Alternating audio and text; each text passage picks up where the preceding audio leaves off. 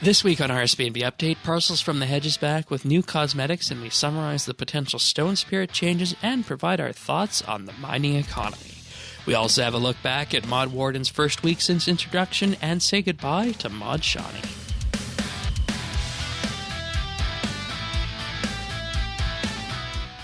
This is RSBANDB Update, episode 749, recorded Wednesday, October 30th, 2019.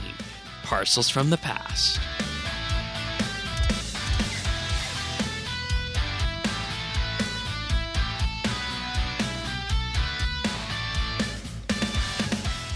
Hello, everybody, and thank you for joining us for another episode of RSBANDB Update. This week is, one of these weeks that's, I think, going to have mixed feelings around the RS community, whether it's, of course, regarding Mod Shauny's departure, the Stone Spirits update, or just the fact that, we are heading into November now at this point.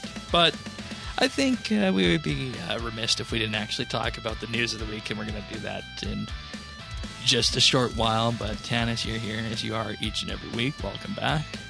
Thank you, Shane. And Tycho, you're joining us in for this one. You wanted to sit in and talk about the Mod Shauny party, so we figured we'd let you in on the show for that. So welcome back, Tycho. Yeah, there is so much to do, and there's so much that have happened, not just in RuneScape, but also real life. But I had to come back. I really had to be here this week, so I'm happy for you having me. Thank you. And, I'd also just like to say that I think this episode is going to be interesting because we don't know where the discussion is going to go on various aspects of it, and lots of positive praise coming in from Mod Warden, but I'm already putting the cart before the horse. And I have a big question, too, I want to ask all the listeners, but we'll get to that in the What Have We Been Doing section about this. So starting off this week, Parcels From The Hedge is back, and this is the annual, I think. Feels like we had it earlier this year or something, but Parcels From The Hedge is back. No. Yeah, I thought we had it like in May or something. Yeah. Right? And then before that, we had it not too long before. It's like the third time, I want to say. 28th to the 22nd, Parcels From The Hedge will be running. First ran May 1st of 2018. I'm just checking the wiki here to see when the other ones were. Yeah, March of 2019. March 4th to April 3rd. March. So we were right. It was relatively not too long ago. So it feels like an eternity. Yeah, and I mean, this is a fairly innocuous update. You get it when you log in. There's really not too much engagement associated with it. So from the 28th to the 22nd, you'll get a daily gift when you log in the form of a parcel. And then every multiple of 5 days after that, when you log in, you'll get a bigger package of lost postage that you can open up, and there'll be other stuff in it. And throughout this, you'll also get postage letters from your fans out there in the form of fan mail. Thank you, Tycho, on that. That'll provide you with postage stamps, which you can use to purchase many other things, including parcel loot beams, the sack of huge parcels, the sack of lost property, huge and large parcels, and other parcel cosmetic overrides. But new this time, you can also purchase cosmetic override rings for each of the Barrows brothers as well. Which is nice because we all love Fashionscape and looking really cool. But I'm not really a fan of this because I like events that make people change their behavior. Maybe not doing their daily herb runs, maybe look into some bigger priorities. But this is basically just log in and do whatever you are doing and get some free stuff. Yeah, getting some nice stuff with it. Yeah. What's interesting about this, not many people really think about this, but you can purchase other things from the store as well. In terms of lost property, which, we need to just remind everybody of that. Yeah, I mean, even if you find the things being put in your inventory as being useless, there is reason to pick them up and carry on with this event, because you can get things throughout this, like protein packs at the heavy lost property. The bulky one can give you Slayer VIP tickets and Death Touch darts, as well as aura and life refreshes. And if you get all the way up to the weighted ones, you're going to get a large parcel, an elite clue scroll, large protein pack, 3 Death Touch darts, 3 VIP coupons, large and small bag of invention components, and the aura and life refresh in multiple quantities on this front. So, I mean, it's definitely something I think to interact with, and it's something I think everybody can also be happy about, because you don't need to worry about it, essentially the microtransaction aspect from it, which many of the live events that have come into game in the past have had. So I think this is a good event all around to run.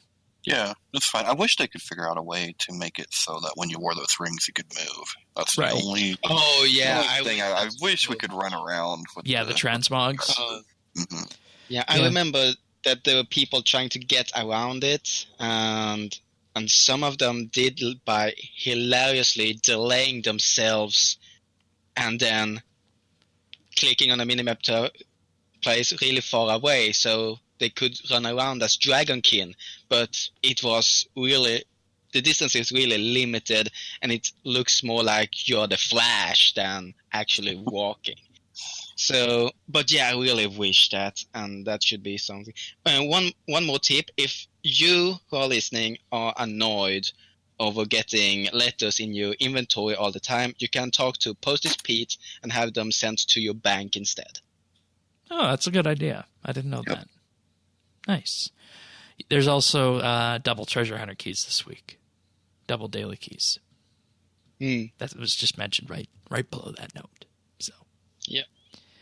All right. Not too much to write home about then with Parcels from the Hedge, pun intended. So we're going to move on to the patch notes right now. And the patch notes are equally light this week as well. So starting off, the country. I don't know why I said country. Gielinor is not a country. It's a world. But the patch notes say, do you need something to spice up your life? Are you feeling less spooky? Well, do not fear, I do. But the farmers of Gielinor have been hard at work, growing lots of pumpkins ready for this Halloween season, adding decorations to the trees across the world in an effort to make your adventures extra spooky. And these are the little shots of all the pumpkins and whatnot running around Gielinor. I mean, we don't have an actual Halloween event this year, but I think this is a good compromise, so to speak, that you'll see anywhere you're pretty much moving. Well, I mean, it's just a nice little something. I've seen a lot of anger towards it, which I don't quite understand. What? People mad. Oh, you did this with no Halloween event, and then look at what OS is doing. You know, this is typical stuff. See, that's the thing.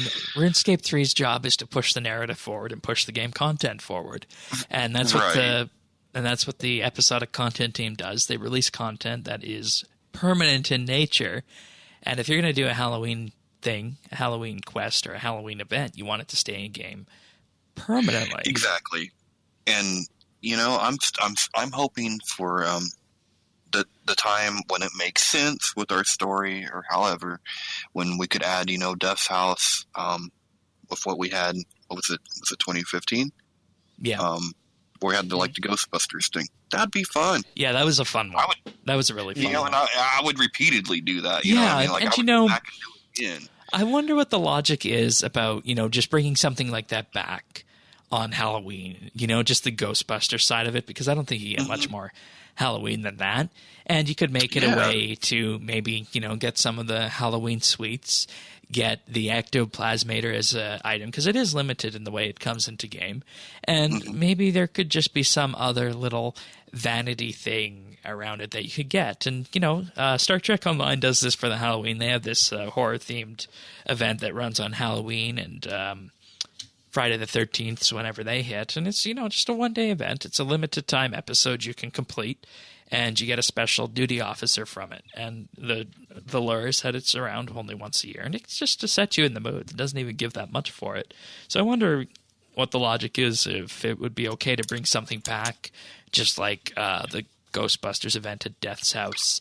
And I mean, they tested that that way with the Christmas event, like, what was it, 2 years ago, by bringing back old Christmas event and apparently they didn't get played that together. So One other thing with this, remember we were also supposed to be getting an Araxer quest for Halloween, but it wasn't quite ready. We'll probably be getting that in November at some point.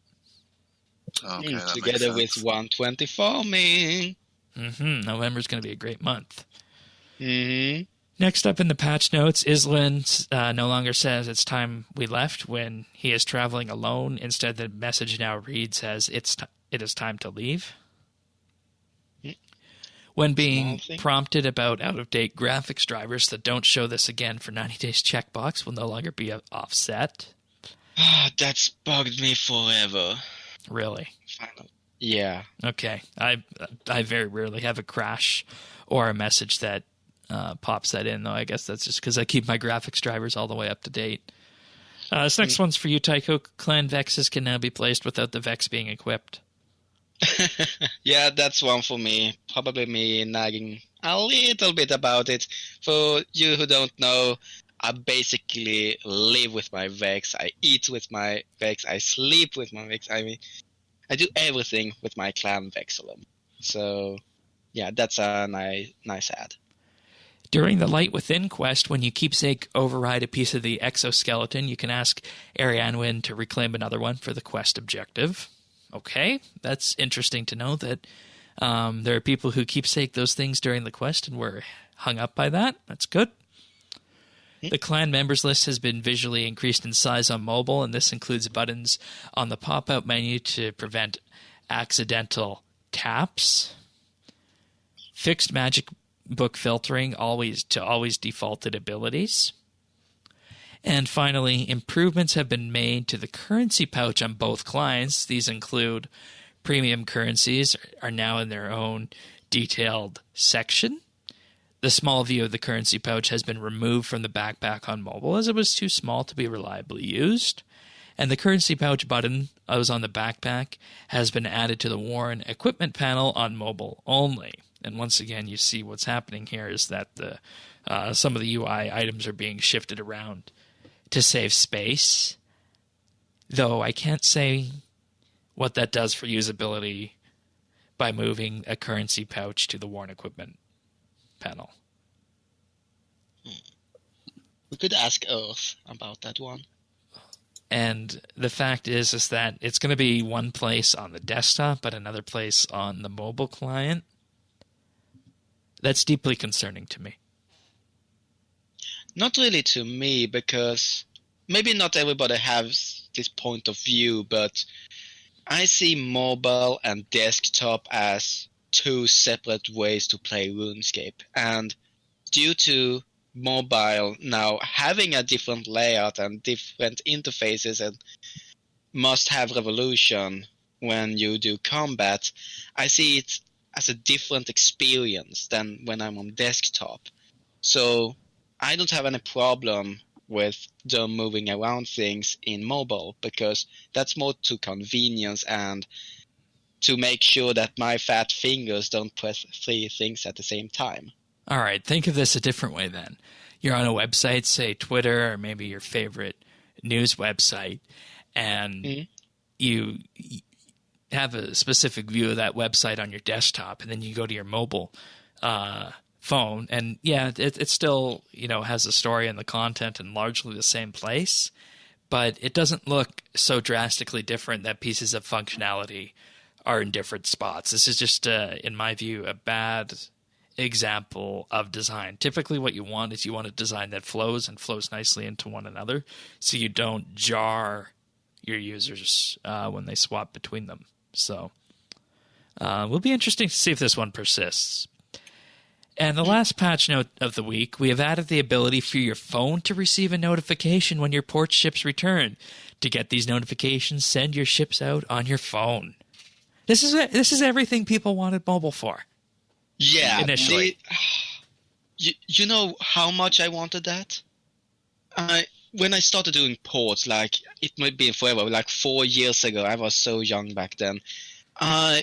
This was the time before I even done my bachelor's. I actually applied for Jagex to make ports on mobile, and I sent it in. It's true. It's a true story. I offered them my soul just so I could make ports on mobile because I wanted that so bad.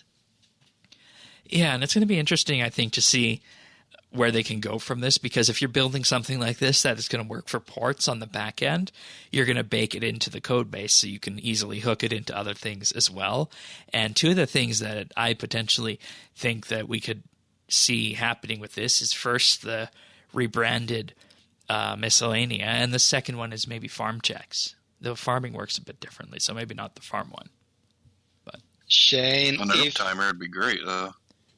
Yeah. But if you have a herb timer on your phone, don't you get a pocket massage every 45 minutes?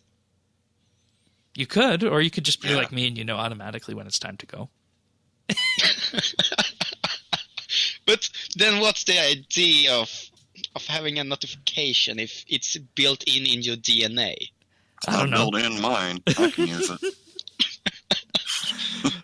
Alrighty, well, that's it for the patch notes this week. I'm really interested to see where we go with that last one, on mobile in particular. So, for other pieces of content. Alrighty. So next piece of news. Stone Spirits. Stone Spirits. Woo! Mining and smithing, everyone's favorite update. It came out in January, and stone spirits have been a lingering problem. So says the PVMers. Mm-hmm. Yeah. And my view of the problem in place is that if you look at the price of, for example, the Animica is currently only 400, or rather about 4K in value on this. So there's that. But when the Animicas first came in, they were upwards of 18K a piece, which is, of course, I think, too high. And remember, before the mining and smithing rework hit, it was commonplace to see something like Rune Ore or Rune Bar somewhere around 11, 12K a pop, depending. And there was an inherent value associated with that. And for me, from my perspective, that's what this Stone Spirit rework should set out to fix. So we're going to talk a bit about after some of the comments that were made in the live stream on this, because that's important too. But let's go through the actual changes that are being proposed on this first. So from the analytics department, the net impact on drop tables hasn't been as impactful as players believe. When the numbers have been run, the worst case is Araxor was down about 4% in average drop value, while Nex was actually up slightly. And they say, we've received a lot of feedback that getting a drop that's worth significantly less than the other items on the drop table feels bad, even if it's not having any real impact on gold per hour. And, I think we got to just say out there to the PVM crowd that when they publish a news post on this, and I made up the term analytics department, but what I really mean where these numbers likely came from was Mod Timbo on this. And 4% really ain't that much in terms of being dropped down. But did you notice even in the live stream, they were very, very careful to say, but we know it feels bad. We don't want it to feel bad for you guys. We want to feel good. I must actually agree with Tanis there, because I love God Wars Dungeon 2, and they drop both Luminite, Necrite, and Phasmatite Stone Spirits. Even though I feel that the Stone Spirits is balanced in value, and I can accept them being at the lowest of the drop table, the feeling when you get them really brings the morale down. It brings the experience down. So it's more the reputation is dragging the experience down, and that's actually a sad case, because that could potentially mean that even though they would be fixed in value, they have a reputation that persists them. Right, but I mean, you look at the value of gold coming in, and that doesn't lie. This isn't some scenario where you look at, for example, the real world economy, and people say that we're feeling our purchasing power is down from where it was 2 years ago. People feel that way when they see the go to the grocery store and their prices have gone up and whatnot. Whereas with this, there are the exact analytics to show, because it is a much more controlled economy than real life. So it's really easy to make the assertion in that, and that, this is, I think, just a feeling, like you said, Tanis, it's a feeling that they tiptoed around to be careful of, that I think comes down to the collective mindset of RuneScape, is that they feel they're not valuable because that's a collective mindset, and that's the mindset they're taking, but the analytics say otherwise. Yeah, well, and I'm kind of being a little bit sarcastic when I say that, just because I just have a problem with Stone Spirits, and I have a problem with making big changes in order to make the drops feel good. That's why I would say, would you feel better if we gave you money? Because I think people would say yes. Yeah, and that's why I would rather. I don't know why we're so afraid of just money. Yeah, and to jump around a bit in the live stream, they said that if this doesn't work, that is one option they're willing to look at eventually. Yeah, but hang on, I just want to attack this from a logical perspective on this, and say that my big issue with Stone Spirits from the beginning has been that it all comes down to their apparent value in terms of what they're actually used for, right? I mean, they're used to theoretically double the amount of ore that you get, but at the same time, it's really not worth it when the top ore in the game is only at 4K GP each. So my opinion on this fact is as to actually, and we'll get to this later, but just to say it concisely, Mod Jack did say that, there was a suggestion, why not make Stone Spirits directly convertible into salvage? And we said, we said this, I think, back in February or March, as that was a way to go. So there's that side of it. But I think that the real problem with Stone Spirits is the amount of ore in-game. And recall that when the mining and smithing update was first proposed, they said that they wanted ore to come in, and they reaffirmed this on the stream this week. They wanted ore to come in from the player miners on that. And, they touch on this in the next paragraph, because they say a lot of you want us to fix this by either removing Stone Spirits or giving them some kind of new, very powerful value. And what they actually want to do with this is address the ore value with this, and they say this is that there's just too much ore coming into game by way of AFK mining. So they say this is exacerbated by a lack of interest in smithing in general, and the release of the rework saw a huge and sustained increase in players mining, but no similar increase in players smithing, even after double XP weekend, when you'd expect to see a spike in buyable issues. They said they addressed this by making smithing more convenient, i.e. being able to one ticket and being able to smith faster, and buffing armor spikes. So what they're going to effectively be doing with this is reducing the amount of ore that and XP that comes into game by about 1/4 on the mining side. And on the smithing side, the post as is written says they're going to increase the amount of components that come into game when you smith something. And initially you get 8 components, whether it's a longsword +1 or an elder rune plate body +5. And what they're going to be doing with this is that, as it's written right here in the post, the amount of components is going to be equal to the amount of bars used to make the item multiplied by 3. Which means that if you were making that longsword +1, you would get 12 components from it now. But if you made a elder rune plate body +5, just as an example, I don't know anybody who would actually smith that, you would get 480 components. And in the live stream, they said it's actually going to go higher than this, because the amount of time you need to invest for that elder rune plate body is just too much. Yeah, that's the problem, right? Right. It's the time. It's the time factor. Yes. But That's now, I really think they hang on. I just want to Okay. float something by you guys here. Maybe, and we'll address this later, but maybe let's just say, I'm going to play devil's advocate here, that the nerfs planned for mining are too much. Let's just say that might be the case right now. But by increasing the amount of components that come from a smithable item by more than ×3 for the bar, what that effectively means is that you're going to be looking at things like Elder Rune +1 and +2 as potential things that Iron Men can make for components and people can sell for disassembly. Though I don't know if people would actually want to buy those for disassembling components. I don't know. But I think that attacking it both from the supply side and the demand side is the way to go.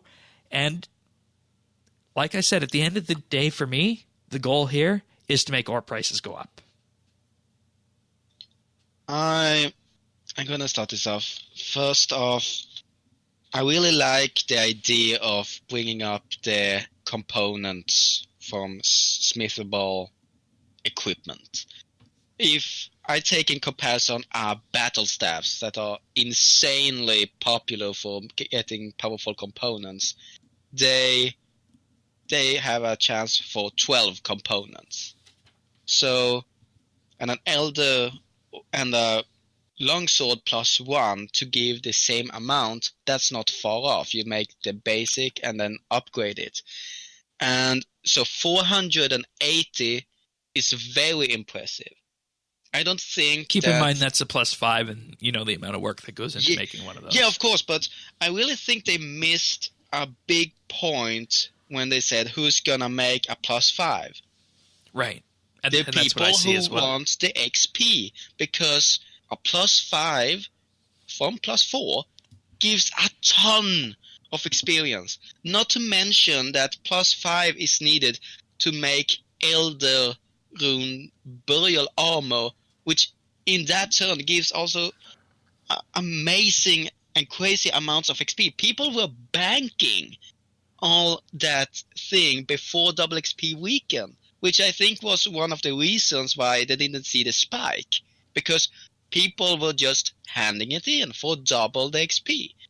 So I don't think this will be on a level where you can buy components, because it will be so huge popular for those who do invention and those who want the really good XP. It will make people smith it on their own and do it. So from that point of direction, I think this is a really good change. I'm just worried it's overpowered, because 480 on my mind on an Elder Rune plate body +5 that already has 0% chance of junk. That alone, that one item, is gonna make a great difference. And they did say that there will be a chance for uncommon components, a higher chance for uncommon components. Oh yeah, combine that with the invention master cape. Wow. And now it's just a question of, do you need covered parts, plated parts, deflecting parts, strong components, and protective components? Yeah, and that's up to luck. That's down to the dice. I know, but I mean, do you need those components? I'm not up on my invention, so I don't know if those are good components or not. I mean, protective components is always needed to make armor gizmos and a number of machines at the Invention Guild, but once you get those one paid off, then no more. But one thing that I'm always looking out for as a ranger is plated components for mechanized chinchampas, and those are so annoyingly the longswords give sharp and dexterous components, so we'll be seeing an increase into those. And, you know, it's actually said here that the junk rate will be standard for the level of the item, so in practice it means that Elder Rune items wouldn't be worth disassembling on their own. So that's why they're having a higher chance with the uncommon components on that front. Yeah. With this update, you would go from having 2 choices to 3. Either one, you may upgrade it as much as possible and hand it in for XP. Solution 2, you upgrade it as much as you want and then either go to sell it or to alch it for how much the alch value is. And now the third option, you disassemble it for invention. And this is something that really saddens me, that we don't get the invention pouch where you can get components until you unlock invention, because that would basically make it possible for you to prepare beforehand, all the way from level 20 smithing, if you get a basic understanding of what components is and how important it will be later on. I want to bring Tanis in onto this discussion because, I am always for reducing the amount of items in game to make things more profitable for skillers in this front on the mining side.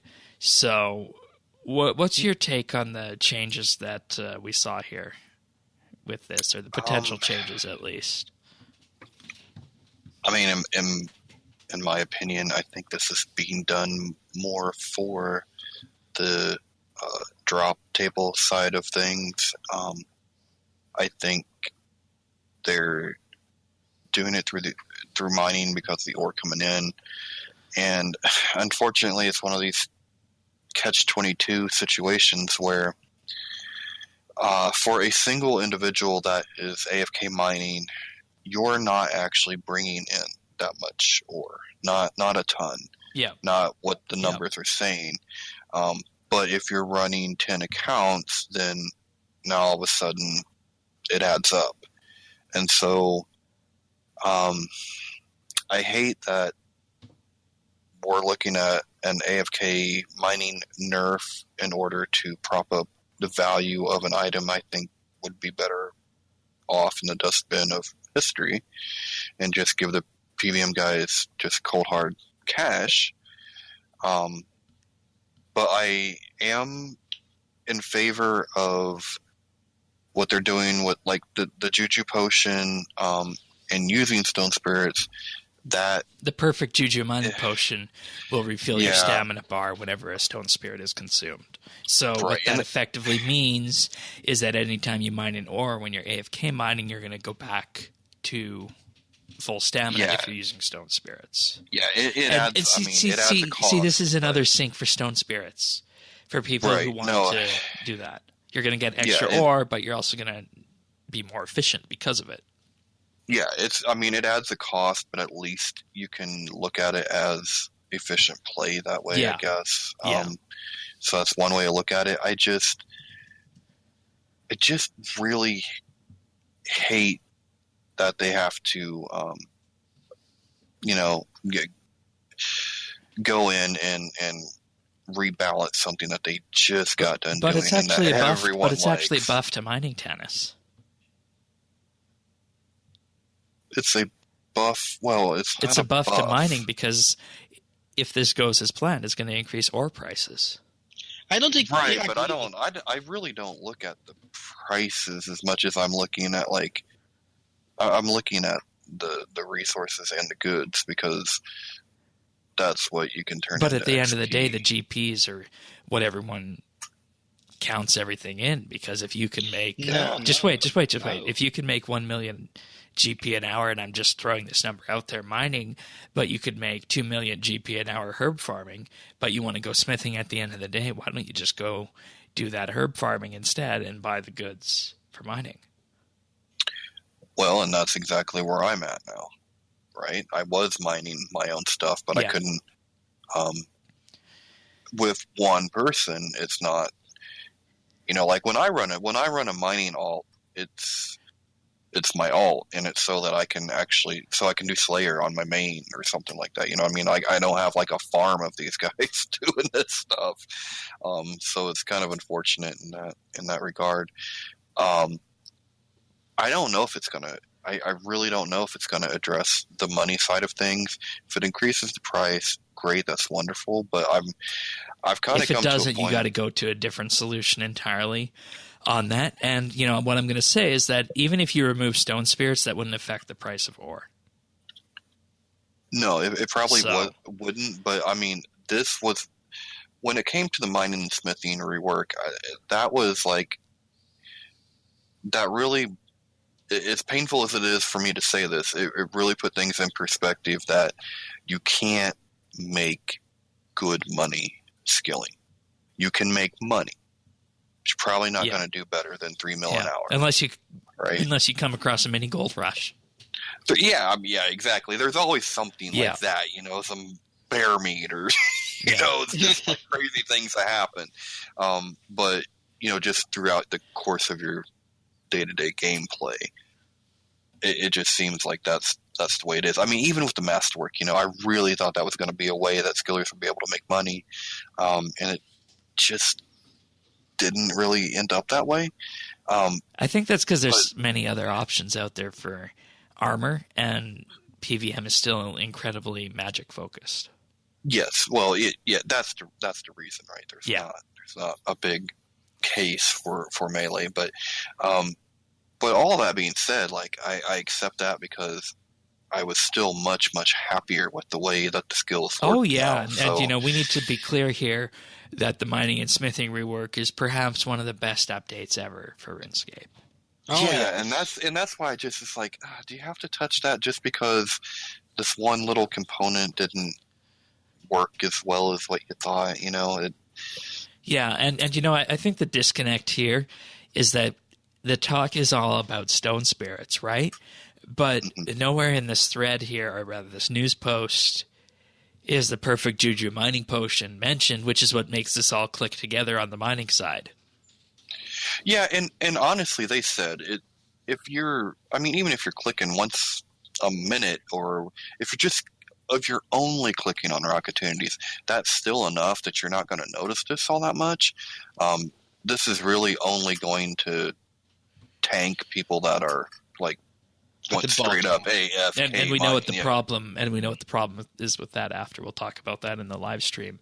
What Mod Jack had to say on this. So I only just want to say a note that I feel I'm somewhere in between you two. I don't think the low O prices is a problem, and I don't see a problem either with the ones who are fully AFK and don't even watch the RuneScape screen is a problem. My problem, not actually a problem, but from my point of view, is that the ore spirits should be around the same value of the ore. For example, Runite Stone Spirits, it was like 500 GP, but the ore itself is worth 1,000. So, in my point of view, it should go up to 900. And what they should do is to give skillers a reason that, Stone Spirits are awesome, I must buy that. Because we got a whole PVM community farming these Stone Spirits. So, are they though? You get like one or two of the animicas from Solak, and that's it. Yeah, at the highest level, but we get a ton of Luminite, Runite, and Phasmatite and Nekite, like tier 40, 50, and 70. Those are farmed regularly. So, in my opinion, there should be a huge demand. And demand there is for the highest level, like dark Animica and light Animica. And that's why they are stupidly expensive, even more expensive than the ore itself. Yep. I wonder. And I would wish but it doesn't come in game. I wonder if we're looking at this the wrong way. You guys. Because everyone used to think of ore as the mainstay back in the old. Because I think of ore, the regime. thing I mine in order to make my products. And that's where I'm going with this.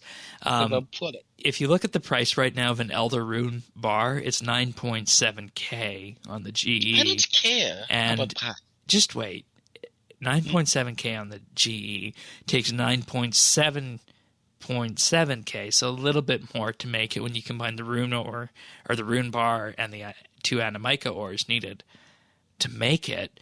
And if you look at it from that perspective, an Elder Rune bar is about the same price that a rune bar used to be before the update. So I wonder if there's some psychological fix in the community wherever the bulk of the Elder Rune bars are, is that, hey, this thing should stay where the old rune bars used to be. And maybe that's why our ore prices are depressed.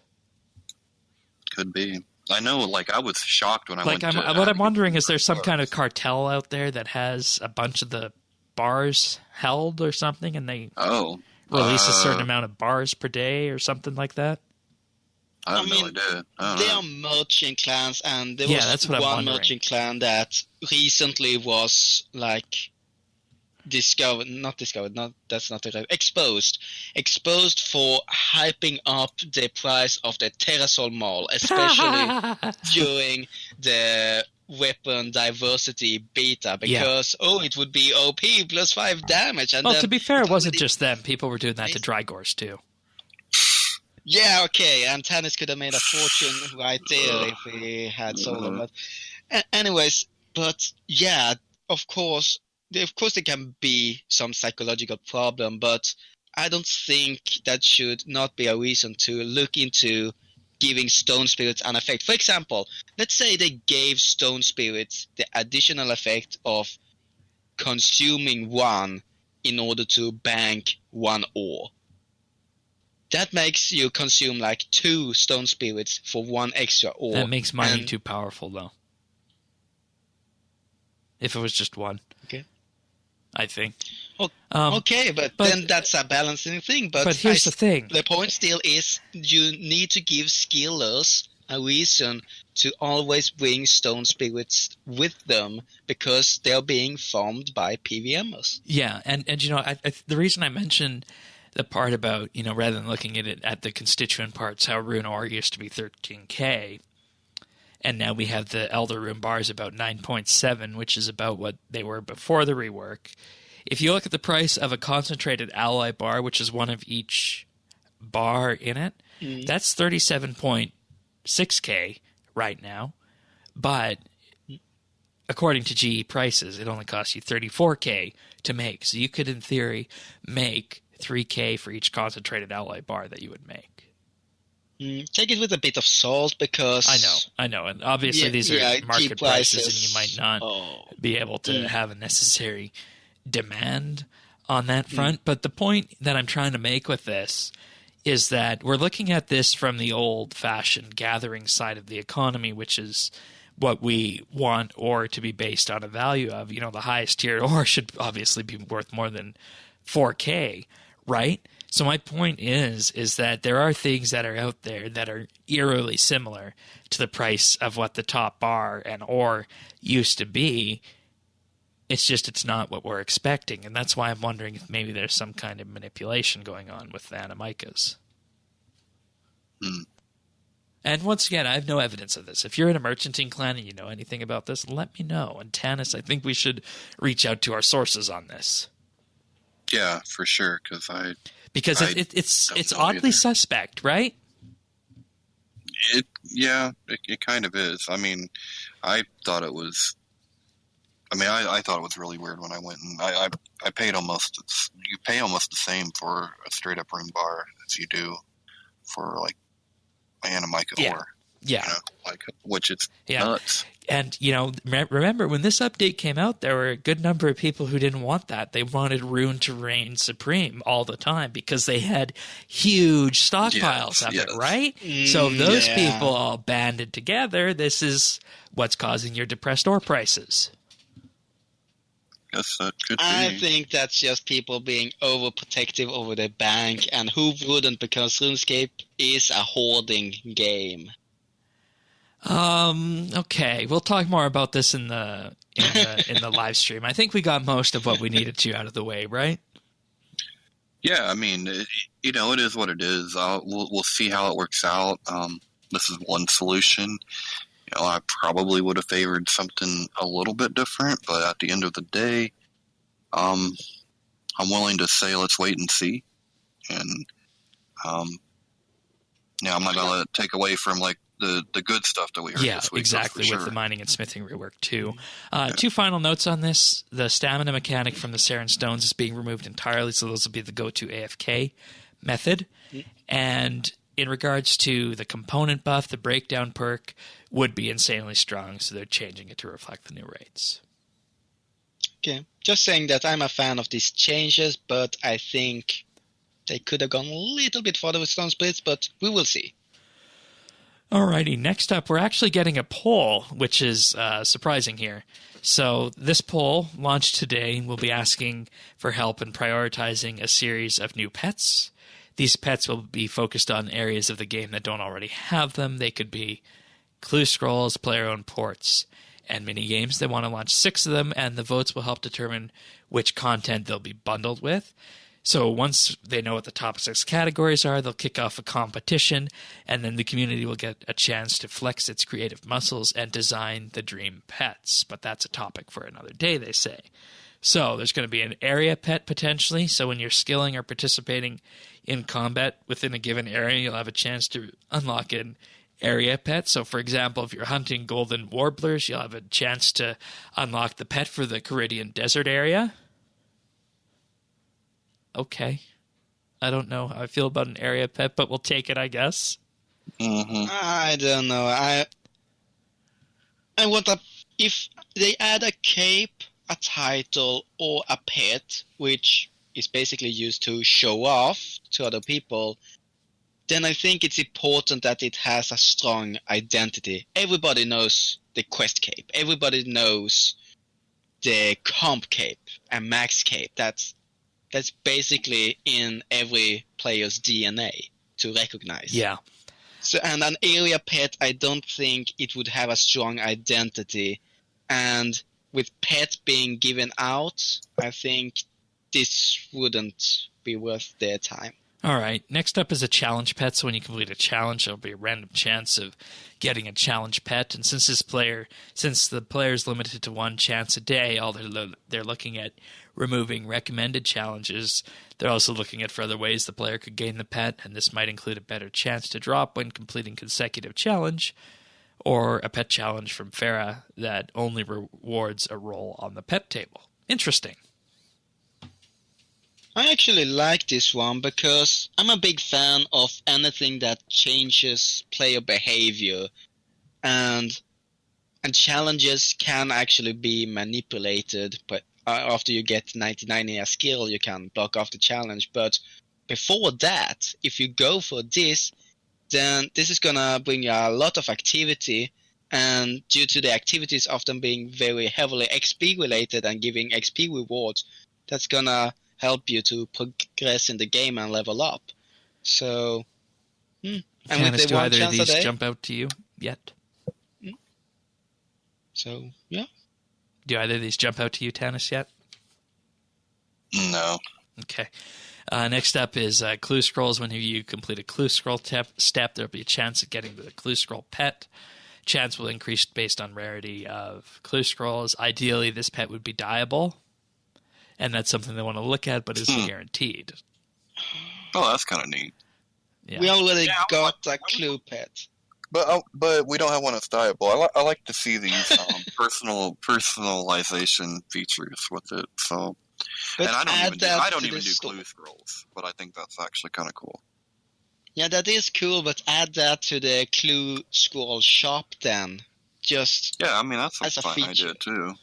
Yeah, but no, I'm not in agreement with the clue scroll pet being a random chance. No, add it to the store. Next is the distraction and diversion pet, and you'll have a chance of gaining the D&D pet, and this will vary for each D&D, the chance. And rather than have a unique pet for each D&D, they'd like to do something similar to the Lore Hound, a base pet with accessories related to the most popular D&Ds.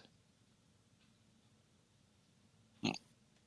I like it. It gets people to D&Ds, which is more easily to get people to than minigames. So, yeah. Event and weekends pet. When you participate in a temporary piece of content, you'll have a chance at unlocking this pet. This encompasses double XP weekends, time-limited events, seasonal events, winter weekends, the beach, mental health awareness week, and more. I mean, at least with this, we know the beach is probably coming back, right? Yeah, right. So there's that. Well, there's a promise, and we know that Jagex has to keep their promises. Money-making pet. Whenever you gain gold from an in-game combat or skilling activity, you'll have a chance at unlocking this pet. This would not include player trades, alking, or selling on the GE. And we are playing around with the idea that the pet may change or grow based on the amount in your cash stack. So when you are having like 4 party hats in your inventory, full cash stack, then we are talking about having a Godzilla walking around?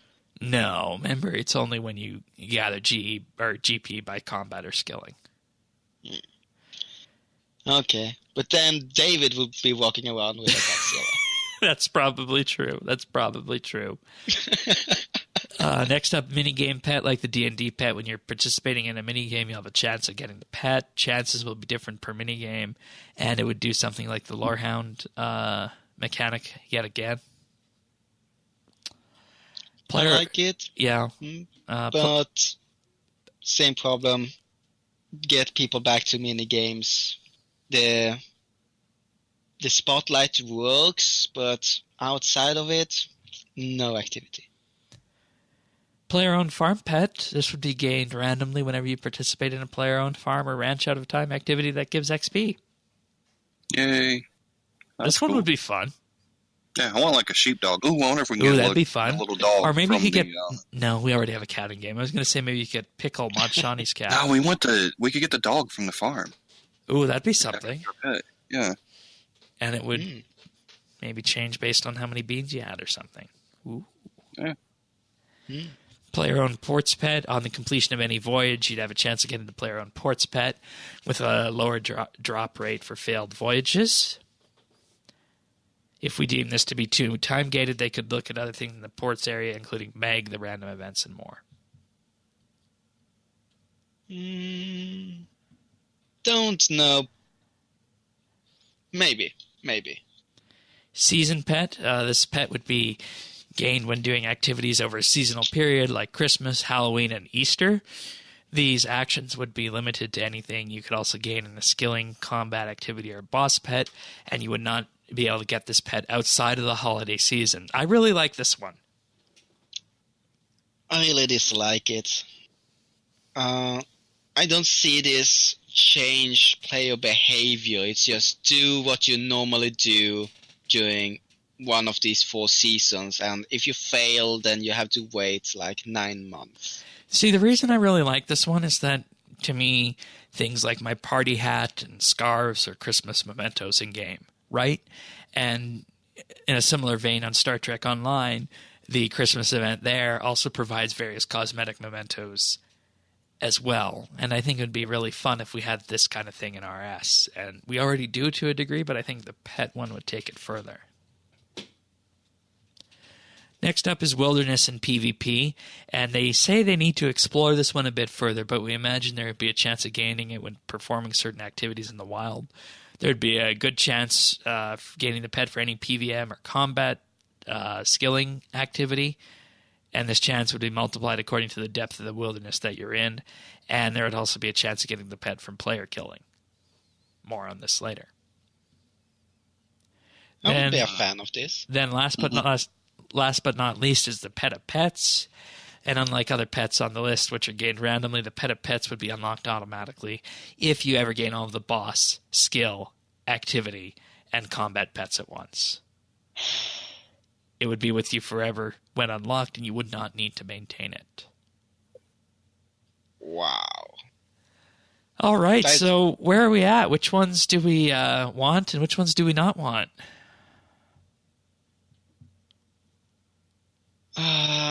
I would... The pet of pets sounds like the tamed completionist, but for pets. I'm never gonna get that one, but I want it. The wilderness and the D&D are those that stands out the most for me. Tanis, which one's your favorite? Probably the player-owned farm pet and the pet of pets. Oh, why the pet of pet one? That's not what I would have thought. It's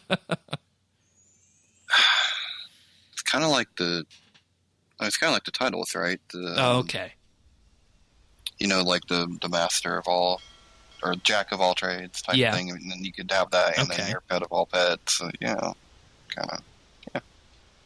All right. Show off. I'm gonna have a look at the I got the poll in game up right now, and it says, please make sure to vote for at least 6 of the pets that you would be interested in us making. So I haven't voted yet. I'm going to vote for the season pet, the farm pet, and they say at least 6, hey? That's at least 6. I'm going to say clue scroll, event and weekends pet. That's 1, 2, 3, 4. Then I don't really like the areas or the challenge one. I'm going to say the ports. So I think we could kick off a new theme there. And then the last one, what the hell, Pet of Pets. Bravo. Yeah. All right, and the results we got right now, coming in on top, we got the Clue Scroll pet. What? At 13%, followed by the Area pet at 11%. No. Oh. Then the Distraction and Diversion pet at 9%, tied with the Money-Making pet as well at 9%. Then at 8%, we have the Pet of Pets. At 7%, we have the Challenge pet and the Minigame pet and the Player-Owned Farm pet. Now at 6%, which is getting down to the very bottom of the echelon here, we have the Player-Owned Ports pet on its own. Then going down further from there, Event and Weekends pet. Further down on the list, the Season pet, then the Wilderness and PvP pet, and then finally none of the above. I need to announce this to a number of clans I contact with to make sure that we set this poll to the right direction. Well, I mean, it's been out for a long time already. It closes in 5 days, and we're likely set in the way this is going to be just based on the sheer amount of votes that come in when it goes live. I'm a little bit disappointed at the season pet, to be honest. I'm wondering, didn't they add the option to hide result some time ago? Makes me wonder why they didn't choose to do so again, to try to hide or not count with the mentality of people voting. I don't know. I think this is fairly innocuous enough that you don't need to hide the results, but it is what it is. Fashionscape and show off with the most complex skill in the game. People take that more seriously than maxing. All right. Anything else on the pets, you guys? No. I mean, no. It's just. I'm sorry. This is just not an appealing update to me. Some pets are and some aren't, and this just feels like more pets, I guess. I don't know. Yeah. Yeah. I mean, some pets just get to your brains. So. Alrighty, next up, for any Android users out there, RuneScape Mobile is now available on early access for all Android users. And we'll talk more about iOS in the live stream. But boy, one thing I really want to just highlight with this is that, you get it on Google Play, but they produced a really, really slick preview for this, didn't they? They really did. Yeah. I mean, amazing. This is the RuneScape advertising and PR apparatus truly going out swinging. And, I'd say it's probably time to apply this apparatus to the community side as well, because this looks like something you'd see from a AAA game company, the way this ad was set up. Too. I mean, honestly, I thought it actually made RuneScape look cooler than it did. That's what you want, right? Yeah. Oh, yeah. So, I mean, if you haven't had a look yet, just have a look on the news post and you'll be able to see it. And for those watching on the video version, it's right there as well. So, amazing. I had a few people who were sad that it's for members only, but let's be honest, getting membership isn't too hard if you are ready with either your credit card or you have a somewhat decent money-making method to earn a bond. Well, see, the reason you want it to be members only at first is because you don't want to effectively be launching a beta and using that to bring new players in. That's why. And that's why that's the way I think that the data can easily get polluted by other players just creating a new account to troll. So, yeah, that's not something they want early in the beta when they are still looking for feedback. Alrighty, let's move on to the live stream then. This was Mod Shauny's last live stream, as he is moving on. So, we're going to start off with this talking about the changes that Mod Warden wants to bring in, and they had him on the live stream again, which was great. He said that in the past week they've received 300 plus emails to the new email address they set up. 80 to 90% of them have been constructive. They're looking at the emails right now to determine which ones should be acted upon first, and they've started replying to them. And he said he was touched by how welcoming everyone who has sent emails has been so far. And, of course, that is the RS community that we all know. I'm just here saluting right now for those 80 and 90% of those 300 emails being constructive. Is this the RS community, really? I think it's the silent majority. It's one of them. It's the silent majority, isn't it? Yeah, it's the silent one of them. majority. It depends on where you go to find them. This surprised me so much, and this is once again proof that there is hope in the RS community, and there's those who are really, really loud, and that sadly put a bad reputation for a game when they aren't as much as it appears to be. All right. Now, here's the big news that came from Mod Warden being on the couch. They did say that there was an idea to release a devlog and designer diary type video this week about microtransactions and monetization, but he said he wants to do it more in real time. So next Tuesday, November 5th, he's going to be on a live stream about microtransactions and monetization. And in general, he feels that microtransactions, player support, community, and duty of care and all that should not be a taboo subject for the company to talk about. And that's Grande really huevos. What was that? Grande huevos. I don't understand. You know, speak Spanish? No. Espanol. Espanol? No, It means big balls, Shane. Oh, okay. You put big balls on the table. This Mod Warden, he's showing the way. And I'm impressed. Yeah. I barely known him, and he's already showing the way, and I see in front of me a way to bring in consistency and a straight direction for Jagex to walk in. Right. And there was one sentence he said that really stood out to me, and I had to quote it here in our notes for this. He said, if we miss anything or misfire, we'll be sure to self-correct. And this says one thing on top, but it has oodles of meaning as you dig deeper down into it. What this effectively means is that if anything is, of course, missed or misfired, which means on the top of it, you read this, it says, hey, we make a mistake, we'll correct it, right? But by saying misfire and self-correct, those are very key word choices in this, in particular, because if you say you misfire, what that means is that you tried to do something in a specific way, but it probably wasn't received in the way that you had hoped. And by using the term self-correct, that means that you're effectively you're planting the seed that you're going to be getting ahead of potential situations and fixing them before they develop and turn into something else. So this was one sentence that he said, but this has so much more meaning than what it actually means on top. Well, and he seems very proactive. He seems to be like, yes, this is the Mod Warden era. I am in charge. This is the success or failure will have a lot to do with what I'm doing.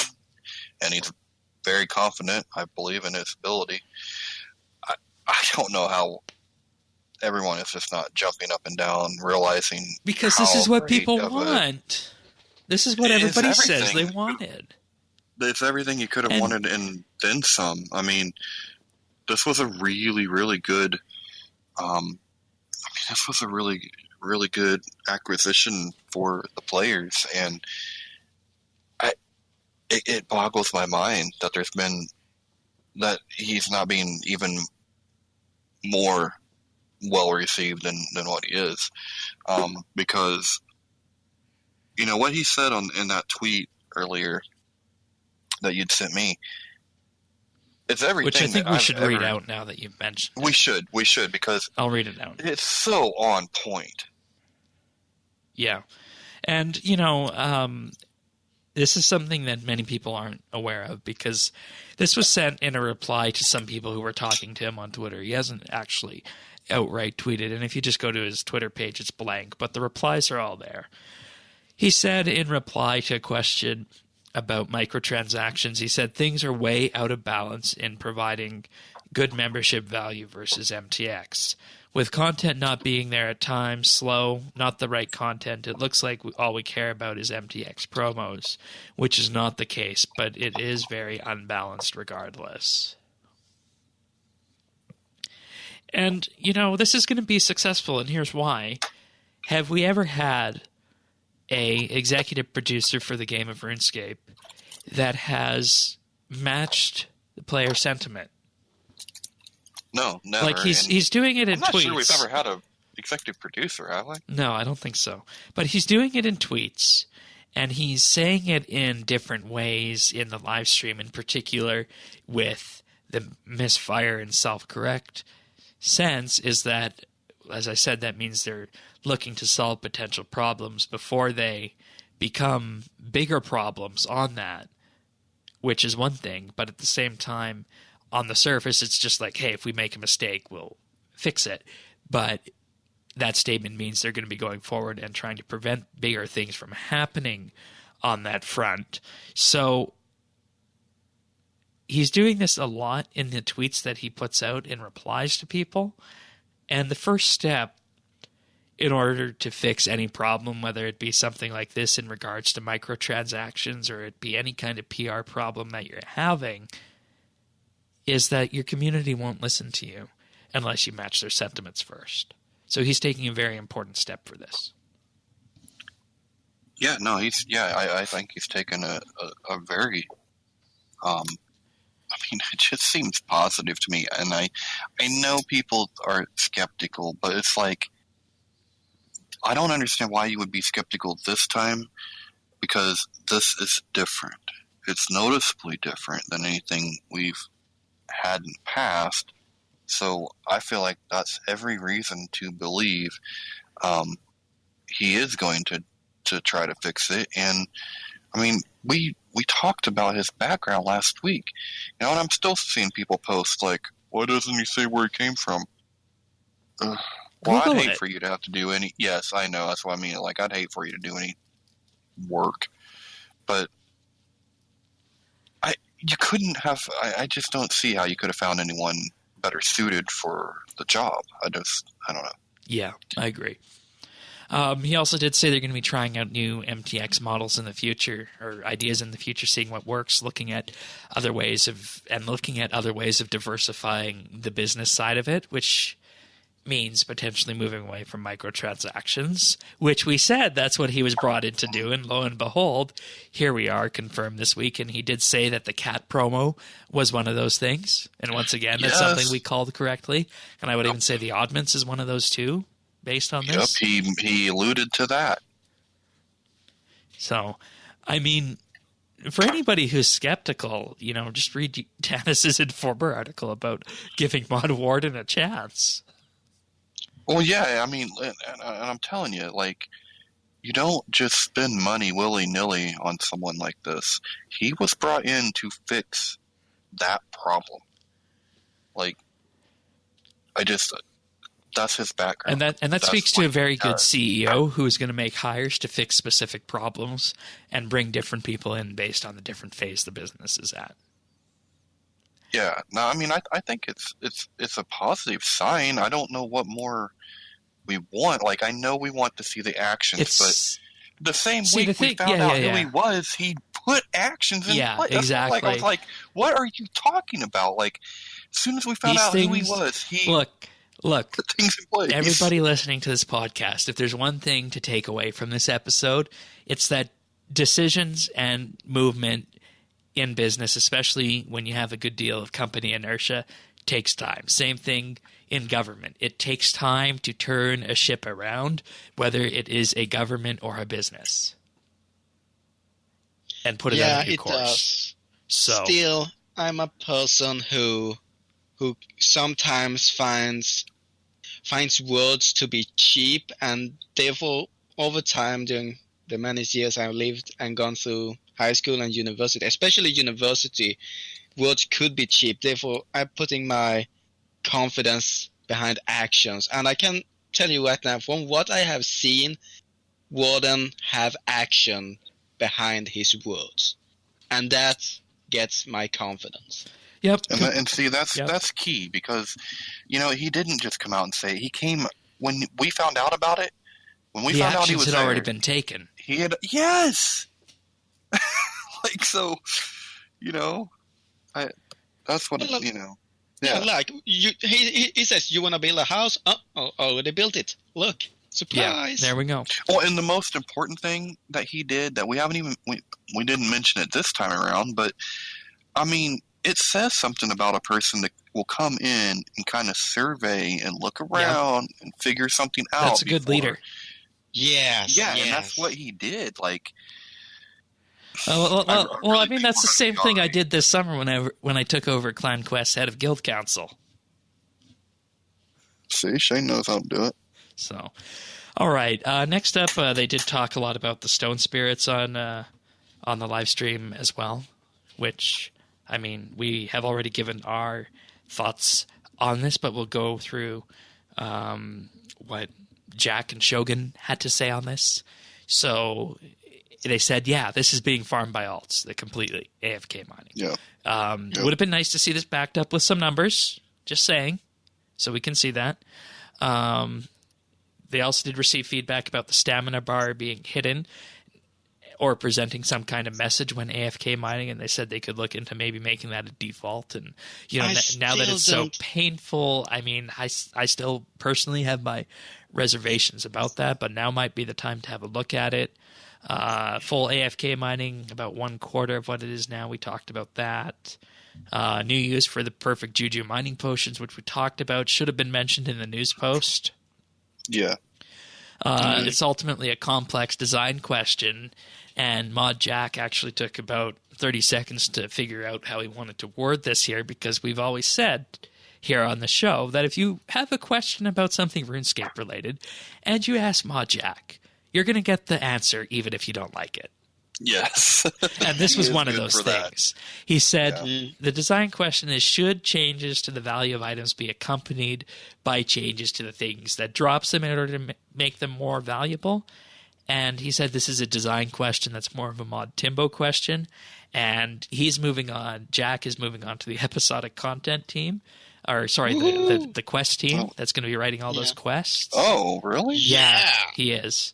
So Mod Timbo is going to be handling these kind of questions in the future, and I think we are very lucky to have that being happening. Nothing against Mod Jack. It's just Mod Timbo is excellent when it comes to game get it straight balance. from the horse's mouth, I mean, can't really get any better than that.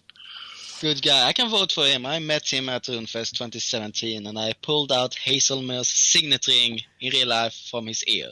True story. There's also discussion of increasing component rates even further than mentioned in the post, because they're good on a per bar basis but not a per time basis. Smithable salvage, we talked about this back in February or March. He says he can't see a huge problem with converting stone spirits into salvages, not making any promise on that. And swapping stone spirits for gold is something that could be looked into, but will be a last resort decision if they make it. I hope they keep the stone spirits, because I like the idea of it. I just want the use of it to be more diverse or to be more attractive, so skillers see a reason to really buy them and almost have it mandatory for mining. And with a cheap price, it's not like asking for 2 mil to include it. Yeah. I mean, I get where you're coming from, Tycho. Part of where I come from on that is, at some point you kind of need to just rip off the Band-Aid, right? And so I look at Stone Spirits was like this half measure where we wanted to take off the ores off the drop tables, but not really. Like we do, but we don't. And at some point, we need to just do that. We need to get the herbs off of the drop tables. We need to get the that would be the simplest solution to all of this. We need to get all of that stuff, off of them. And then, because I feel like it was a half measure to begin with. Yeah, and with that, if they did that, then you're looking at a pure skilling side of it, and you can see what needs to be tweaked directly with mining. So, yeah. But, they said that that's something, I think it was asked at RuneFest, and they said, yeah, that's something we could look at down the road. So, I mean, it's not off their radar. It's been heard. Right.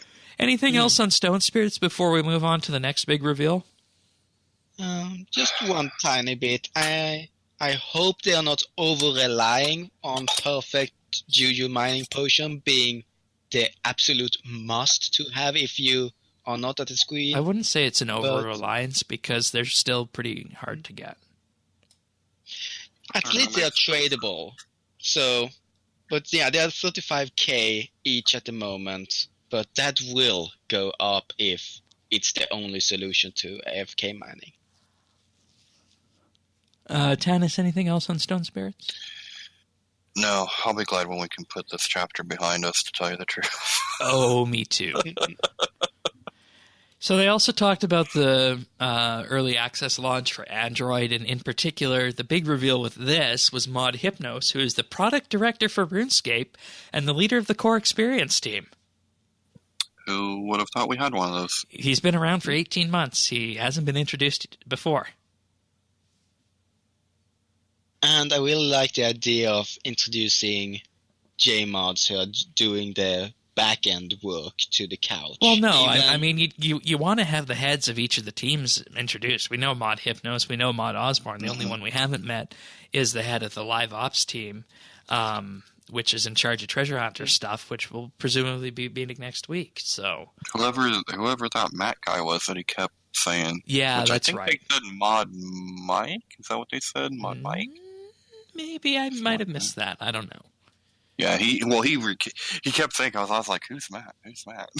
I kept listening. I'm like, oh, Mod Mike. Because Shauny's like, you mean Mod Mike? In regards to iOS, the reason it's later next year is that the experience, and this is his take on it, the experience for iOS needs to be the best that it can be so it matches what the users expect on this platform, which is what I've said before, is you get nailed on the iOS App Store if you try and release an app that crashes even once. If you don't have the top Apple-esque experience on an iOS app, you are dead. So they need it to be absolutely perfect before they release it, which was my take on this too. Yeah. Well, we knew it's going to take forever. Yeah, sucks, and in regards to, getting out the current iOS build to some people, it comes down to test flight once again, which I've talked about before on the show. Test flight lets an app developer only put out 10,000 test beta codes, and you need to set each one of them up directly and send them out to your users. So it's not an easy thing to do when you don't know which of your users are iOS based. So. Well, I'm iOS based, and I would like one of those beta keys, and I can help you with telling you how accessible it is. So please send me a key. Yeah, do I have to get test flight? I am iOS too. Yeah, it's really easy to install an iOS beta. All you do is you install the test flight app from the App Store, and then inside test flight you can press the redeem button, and then you'll be given a test flight invitation code. You just punch that in, and then it will download the app. Oh, okay. Yeah. Well, that sounds pretty painless. It's really simple to do. It's just it's limited, and you have to do it manually. Okay. So, And next up brings the part of Mod Shauny's leaving party, and it was also asked who's going to be hosting live streams in the future. It will be going to either Mod Porky or Mod JD, and these are the people that we have, of course, suggested host these live streams in Shauny's absence. So we're going to be pretty happy with this. Exactly, right? They were exactly the two people we wanted, right? Yeah. Mm-hmm. And we even had Mod Porky here in episode 712, Special Effects and Double XP Weekend. Give that a listen. Okay, Right so his leaving party, they actually put a piece of content in-game to celebrate him. If you give a piece of cake to Shauny the Goby in Mazcam, it will reward you with a Goby mask. Oh yeah, it will allow you to transform into a Goby, and this one you can walk around and run and just be a Goby wherever you like. And it's also a free-to-play item one of our clans discovered, so could go around trolling people and on free worlds. And with the emphasis on Mod Shauny, how it's always his birthday, they did sing happy birthday to him, so we'll play a little bit of that right now on the show here. Happy birthday to you. Happy birthday to you. Happy birthday, dear Shauny. Happy birthday to you. And many more.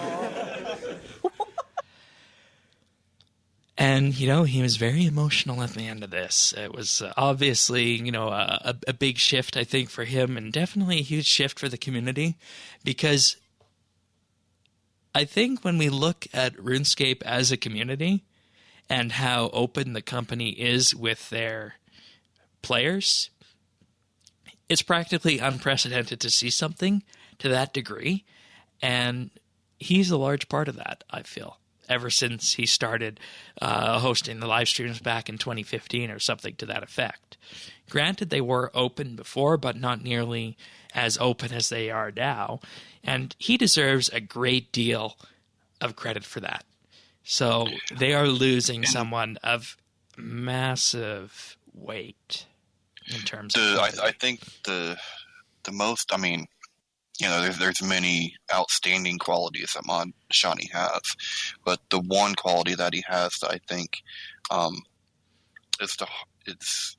was so essential, especially during the time that he served, was I felt like he made the community trust him.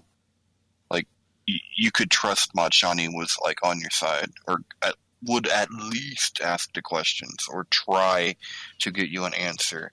Like you never felt like he was paying you lip service. You always felt like, no, he's trying. If he can't do it, then they won't do it. Like you always felt like he had your back, like he had the players' back. And that's hard to duplicate. But What really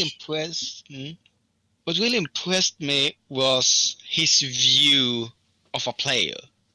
Even on his farewell party, he got 120 smithing, 50 million fishing and range XP, and 1.5 billion total XP. But when you were talking to him, you were talking to another player, somebody who'd gone through everything the game has to offer. He has the comp cape. He's gotten the Warden title, which is all Telos drops.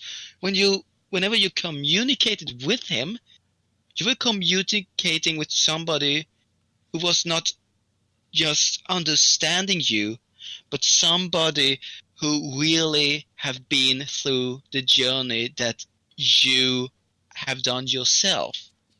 And he always went that extra mile to ensure that the player base could be as comfortable as possible. He put a ton of time into clans, and 70% of all of RS players are into clans. And he did. It was really emotional. Some of his talk really got me, and I will really I will really miss him, and I'm so glad that 900 people came to his farewell party. Yeah, they filled up Worlds 66 with that.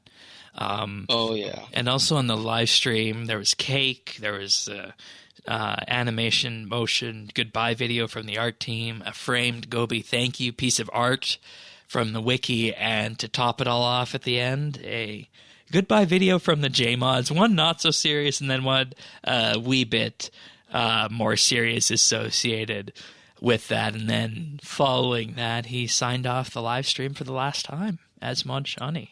But of course, he did stream later in the day on his own personal stream. And, you know, so many episodes of the RuneScape Q&A live streams were showcased like this, including the water bottle moment as well. So anybody who's watched live streams, of course, will all see this from the past. I know I really don't have much else to say on this. Just, I guess, to say thank you for being a good community manager. And, you know, good community managers make our lives a lot easier here at the podcast. Yes, they do.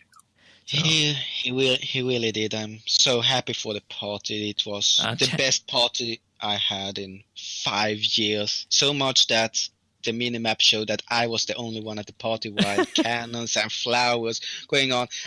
That's also one thing they need to update now with NXT going up. But I'm just so happy, and still it got me that he's leaving, but he got his priority right. Family comes first, and his new job is going to allow him to work from home, so he's always going to be with his wife and his daughter, and that really is gonna mean a lot to him. Yeah, he's moving over to Unity, which Unity is a game engine type thing that allows rapid prototyping of video games. So it's definitely a move up, but you don't ever replace that RuneScape feeling. Tanis, do you have anything else on Mod Shauny? Because I know Taika wanted to mention a bit about the party. Yeah, no, I just want to say, you know, we're sad to see him go, but at the same time, I'm very happy for him and this opportunity that he has. You know, like, I just wish him all the best. So. Indeed. Taika, you have anything else left from the party that you want to bring up? Just a tiny bit. That even though Shauny has left, I'm still happy that he could go off and still talk about the amazing individuals that were there for him, and that really proves that and well, the tears proved it all, how heartbreaking it really was to leave them, and all the fun times, and I even found out that Mod Timbo and Shogun were Shauny's witnesses at his wedding, and it could only be done thanks to them because of UK laws. Interesting. And it was done during regular work hours, so he had to go to Osborne and borrow them. So in a sense, one can say that Shauny got married on a Jagex lunch break. Thanks to Jagex. But no, really, the connections he had with both players and Jagex employees were really deep. He is somebody who's going to be missed, and he's somebody who's really earned his spot. And the last thing I want to say is that sadly, the cold truth is that you don't realize the true value of somebody until they leave. And yeah. And in general, I think that's a good lesson for life, too, for everybody. It is. Yeah. Alrighty. So once again, thank you, Mod Shauny, for being our community manager for the last number of years. And it certainly, as we said, makes it a lot easier to do a podcast when you have community managers who are so open and willing to handle issues that come up. All right. Now go with Doc off. Alrighty. Well, we do have a listener question this week, but before we do that, I'll just take a moment to thank our Patreon supporters for the week, because we do have a lot of those this week. So starting off, I'd like to thank Arvids L, Brock H, Cass, Christian S, Darren L, Diana, Jason S, Kyle, Logan H, Rippeth, Sam W, a new arrival this week, Tim A, welcome aboard, Tom B, and Zez. Thank you all of you for choosing to support RSBANDB Update on Patreon. It truly does mean the world to us, letting us do what we do in addition to the podcast, of course. And if you're wanting to read anything about this, just head over to patreon.com/RSBANDB. And for as little as $1 a month, you can gain access to our entire back catalog of monthly bits, or you get early access to the show notes, get a special mention in the show notes, and you have the ability to join in our roundtable discussions each and every month, and you can vote on the topic for the monthly bit. This month we're doing interview with an independent game developer, and that is, of course, Sirion. He'll provide some insight into the way that games are made and the way the game industry works. Since we are a podcast about a game, RuneScape, it makes sense to talk about that. Also, for $3 a month, you can get a special VIP rank on Discord, and I mentioned on the podcast at the start of the month, and gain access to high-quality stereo AAC versions of the show. And finally, for $5 a month, you get a special shout-out each and every week with exclusive access to the outtakes that we use for the clip show at the end of the year. So I just want to also say with this that I already mentioned the monthly bit and the roundtable, but this month for November, we are going to be doing things differently. Instead of an Inside RSBANDB Update special, we are going to have a Patreon exclusive live stream where I have a look for the first time ever at 120 Farming and Herblore when that comes out. So that should be a fun thing to experience all as a group. So details will be posted on that once we know the release date. And should we get to that $99 a month tier, it'll be movie night in the RSBANDB Discord, which will definitely include some Star Trek along the way. Once again, all of that and more available at patreon.com/RSBANDB. Thanks, everyone. Thank you, guys. Thank you. It really means the world to us. All right. So this question comes from Jaden. It's a text question sent in via Twitter. Do you think that the herbicide upgrade from the player-owned farmer's market should expand to auto pickup of noted or grimy herbs without cleaning? Jaden feels like auto pickup and cleaning of unnoted herbs isn't that all valuable for how much the upgrade costs of 25k beans, and I want to spark some interest in this. Mod Rowley said it could be considered in a future update a year ago, and upon poking him again, Rowley has said that now Orion, Raven, or Tomb could potentially look into this. So what do you guys think? That sounds like a good idea. I mean, you don't get the unnoted herbs that often, so I'd be fine with it. Yeah, they've kind of shifted away downside from or that, anything. right? Yeah, they have. Yeah, and which is sad because with Anaconia, they released a herb bag, which is perfect if, I'm just saying, if there are any JMods listening, to unnote the herbs from bossing instead of removing them. Then people are forced to either go and bank them or to bring their glorious herb bag and store them and make money that way. Or we could have a second upgrade to the herbicide that costs, let's see, this one costs 25k, so maybe this one 50k, which would be very, very useful for bossing. All right. But I still think that with the herb bag, they should move in unnoted herbs direction. I mean, I don't disagree, but I think that would just piss people off. I don't know. I mean, the herbicide on its own, from my perspective, is already pretty powerful. Because it automatically picks up any herbs that are not burned, aside from the noted ones.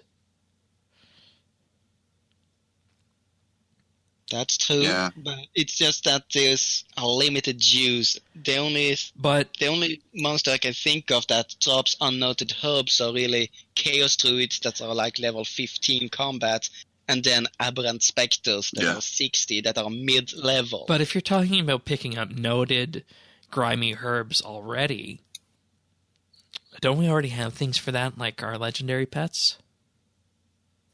Yeah, it picks up the noted herbs for me. Yeah, that's what that's what I do. But anything that I can free it up to pick up other stuff, I'm happy with. And see, from the design perspective, I just think that it's not needed because we have ways of doing that before, and we also have area loot. So I just don't see a reason for this to be an upgrade that I would want to purchase. If anything, I would expand it to do something else related to the farming skill post 120. Rather than just picking up an item. Because, this is not an insult to anything or any item or anyone, but I feel like it's a trivial thing to have an item that is bought with the farming currency beans to pick up an item. Well, it could clean it for you. That would be something. Or I just got an amazing idea. What if, while destroying the herb, it has a chance to upgrade it? No. But that would bring in the risk and reward type. Like, nobody wants Guams, for example. It's the lowest. But if it could upgrade it. Well, no one wants Marantils either. Okay. Let's take Irrit.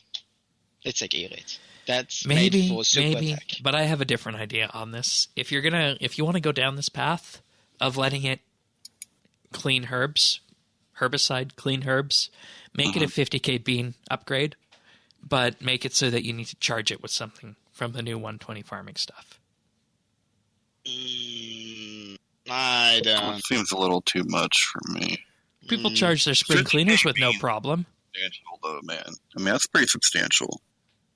Okay, make it 25k then, if they were to do another upgrade. But I think we're kind of wandering on this, that, it was for the upgrade price, 25k. It's just what can we add on to this upgrade? So let's forget the idea of adding anything else on to a next upgrade at 50k, whichever you guys suggested that. I don't know. That probably shouldn't happen. Yeah, I think that's Tycho. No, that was me. I mean, you could just make it more versatile by having it charge with something, because I think people charge their spring cleaners with no worry.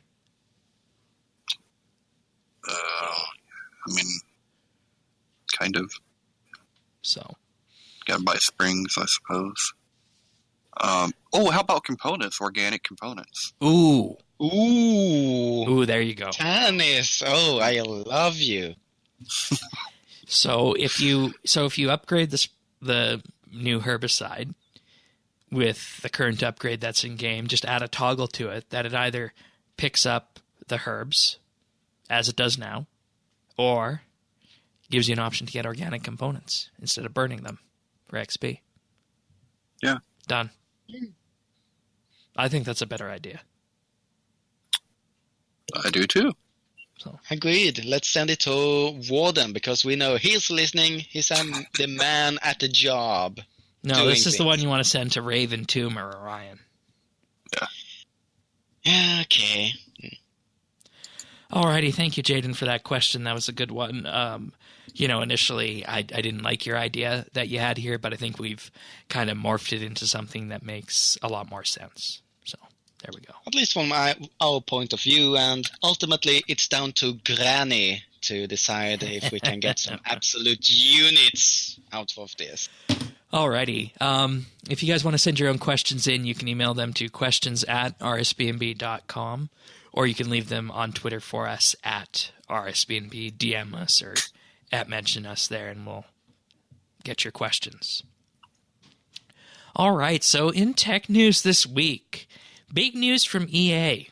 EA is making nice with Steam this week. So much so that the new Star Wars game to come out in I think it's a few days, right, Tannis? No, it's the 16th. Oh, the 16th. Okay, a couple weeks. Yeah, a couple The new weeks. Star Wars game, Star Wars Jedi Fallen Order, is going to be available on Steam and is available now on pre-order on Steam. Already added to my wish list.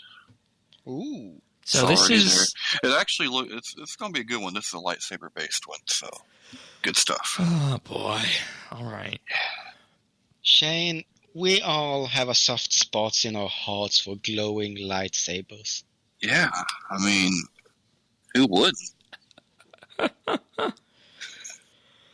So, in addition to this new game being made available, all new games from EA will be available on Steam.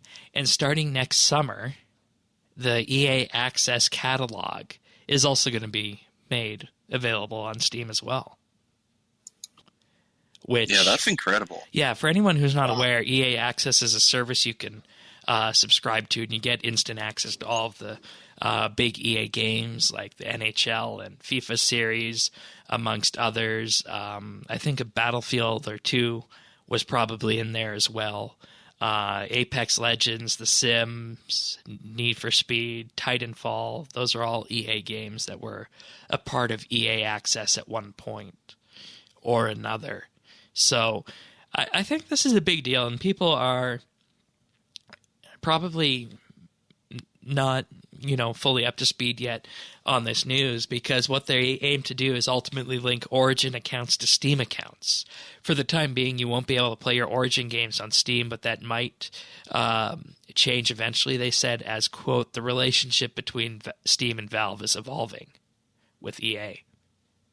So what's more is you'll be able to, of course, add the games from your other launchers into Steam as shortcuts through the non-Steam games feature. But, I think the biggest thing about this is the fact that they want to eventually bring the Origin friends list over to Steam and your Origin purchases over to Steam too. Yeah, that is the big deal. And I guess the only part I'm going is, okay, well, make sure you leave all of your bad shit over there, EA. Leave your baggage at the door. But no, I think it's cool because actually I have some Origin games, because there are certain things that you don't have a choice; you have to buy it there. So, but everything else, I use Steam, so it would be nice to have that all tied together. Yeah, your Origin and Steam friends list will be integrated, and you'll be able to launch directly from Steam, which is, I think, everyone wanted from Origin to begin with, right? Oh yes. Yeah. Because the software has never been up to par. No. And it's worth noting that this won't be happening when Star Wars Jedi Fallen Order arrives, but when other games like Apex Legend and FIFA 20 do make their way to Steam, they do hope to have the Origin and Steam friends lists integrated. So, I think this is a big deal for anybody who plays EA games. I don't play any at this point in time, but I've always been a fan of the Battlefield series, and it's just so annoying to have to open up Origin for that. So, yeah. Well, you played Battlefield 1, didn't you, Shane? No, I didn't. Last one I really played was Battlefield 3. See, Battlefield 1 is World War 1. I love it. Okay. It's really good. All right. It's got great stories. All right, fair enough. May I make a confession that I grew up with an EA game called Quidditch, Harry Potter Quidditch. Okay. I just want to say that the currently confirmed list of games, the EA games coming to Steam, are Fallen Order, Apex Legends, FIFA 20, Battlefield 5, The Sims 4, and Unravel 2, in addition to the new Star Wars title. Okay. So, very nice. Decent, yeah. Yeah. All right, next in tech news, Apple has completed its transformation to a services company. They had their product earnings call today for the last quarter, and, the iPhone 11 series is doing okay, but it's not doing as good as they would hope. But what is blowing everyone away so far is the increasing growth on services and wearables and the iPad. So with this, the bulk of their their wearables revenue came from the $400 Apple Watch and the $159 new AirPods. And this is the same week that they announced AirPods Pro. So Apple is morphing into a services and wearable company because in addition to, of course, the watch and the AirPods and now the AirPods Pro, services like iCloud and the new Apple Arcade are performing very well for what they'd like them to do. And, the iPhone is about half of Apple's revenue normally. It fell by 10% to about $33 billion this past quarter. And yes, $33 billion is still a huge hunk of change, but market share as part of the company falling nearly 10% is a huge deal for Apple. So this, I think, signals that their transformation to a wearables and services company is now pretty much complete. And we talked about this before on the podcast too, how Apple is aiming to effectively rebrand itself as a wearable and services company with the watch, the AirPods now, then Apple TV Plus, Apple Arcade, and Apple News Plus as well. So it surprises me, and at the same time not, because whenever I think of Apple, it's the iPhone. It's the symbol, the icon. Yeah, and it was the iPod before that.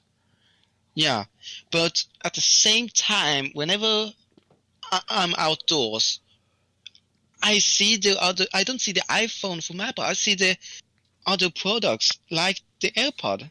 AirPods are everywhere here in the Nordic lands. Really? Like people, yeah. Okay. So apparently we must be some kind of we must have very rich hipsters around here, but so many people are wearing them, it's ridiculous.